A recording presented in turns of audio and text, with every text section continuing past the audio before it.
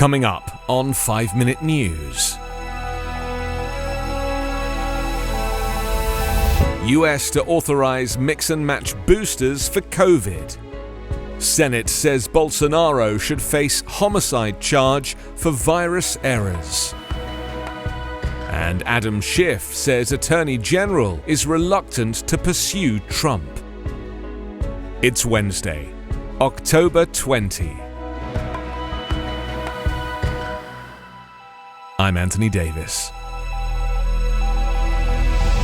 Federal regulators are expected to authorize the mixing and matching of boosters this week in an effort to provide flexibility as the campaign for extra COVID-19 shots expands. The upcoming announcement by the Food and Drug Administration is likely to come along with authorization for boosters of the Moderna and Johnson & Johnson shots and follows the OK for many Americans last month. The FDA was expected to say that using the same brand for a booster was still preferable, especially for the mRNA vaccines from Pfizer and Moderna that have proved most effective against the coronavirus. The agency was still finalizing guidance for the single-shot J&J vaccine. Preliminary results from a government study of different booster combinations found an extra dose of any type revs up levels of virus-fighting antibodies, regardless of the brand people first received. But recipients of the single-dose J&J vaccination had the most dramatic response, a 76-fold and 35-fold jump in antibody levels respectively, shortly after either a Moderna or Pfizer booster, compared to a 4-fold rise after a second J&J shot. One confusing decision is what Moderna dose to recommend in combination with other brands. Moderna has applied for its booster to be half the original dose, saying that's plenty for people who already received 2 full-strength shots. But the mix-and-match study used full-strength extra doses, and there's no way to know if a half-dose Moderna booster would trigger a stronger reaction in J&J recipients. Allowing mixing and matching could take the task of getting a booster simpler for Americans and allow many people who may have had adverse reactions to the initial dose to try a different shot. Last week, the US said it would recognize combinations of vaccines administered overseas for the purposes of entering the country. The practice was common in Canada and some European countries in the early months of the vaccination campaign. The senator leading a probe into Brazil's handling of the COVID-19 pandemic has recommended that President Jair Bolsonaro face 13 criminal charges, including homicide, for decisions that allegedly encouraged the virus's spread and helped lead to more than 600,000 deaths.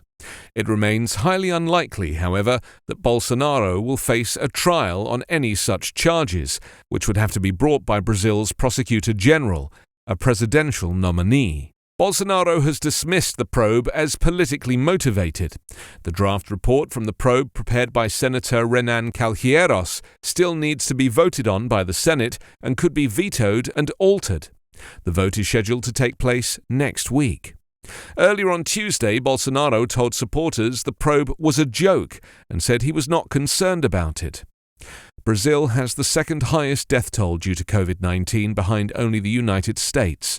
Bolsonaro has been widely criticized by public health experts for rallying against lockdowns, frequently refusing to wear a mask in public and declaring he has not been vaccinated. He's also pushed unproven remedies for the illness, such as the anti-malaria drug hydroxychloroquine. The nearly 1,200-page document points to Bolsonaro as principally responsible for the government errors committed during the COVID-19 pandemic. The other crimes the report alleges include genocide against Brazil's indigenous population, malfeasance, irregular use of public funds, violation of sanitary measures, incitement to crime, and forgery of private documents.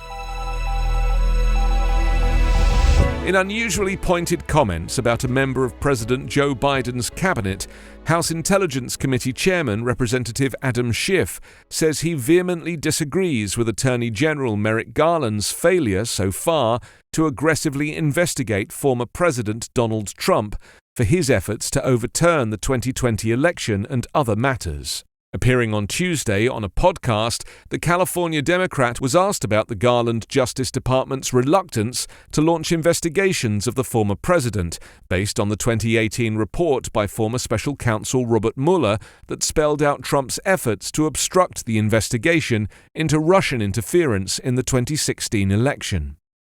I think there's a real desire, on the part of the Attorney General for the most part, not to look backward, Schiff said in response. Do I disagree with that? I do disagree with that, and I disagree with it most vehemently when it comes to what I consider even more serious offences. For example, a taped conversation of Donald Trump on the phone with Brad Raffensperger, the Secretary of State from Georgia, trying to coerce him into fraudulently finding 11,780 votes. Schiff's comments came as the January 6 Select Committee, on which he is a member, prepared to vote last night to hold former Trump aide Steve Bannon in contempt for refusing to comply with a subpoena for testimony and documents relating to his conversations with Trump, as well as his advisors and lawyers, about their efforts to block Congress's certification of the Electoral College results that President Biden won last November's election. You can subscribe to 5 Minute News on YouTube with your preferred podcast app. Ask your smart speaker or enable 5 Minute News as your Amazon Alexa flash briefing skill. Subscribe, rate and review online at 5minute.news. 5 Minute News is an Evergreen Podcast covering politics, inequality, health and climate, delivering independent, unbiased and essential world news daily.